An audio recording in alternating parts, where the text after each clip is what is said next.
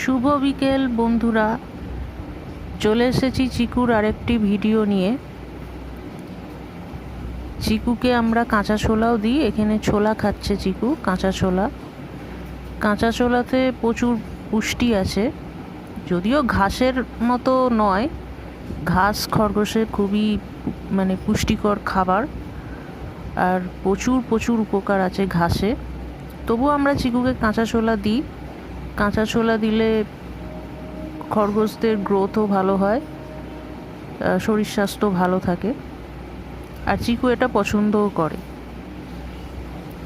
আর এটা গরমকালের ভিডিও একটা পোস্ট করলাম, কারণ চিকুকে আমরা এখন খাঁচাতে রাখি। এই যে ঠান্ডাতে ওদের মেঝেতে রাখলে ঠান্ডা লেগে যাবে, তাই এখন চিকু খাঁচাতে থাকে। আমরা অল্প সময়ের জন্য ওকে বার করি, আবার খাঁচাতে ঢুকিয়ে দিই, আর খাঁচার চারিদিক ঘেরা থাকে। তো তোমাদের যাদের খরগোশ আছে খাঁচায় রাখবে।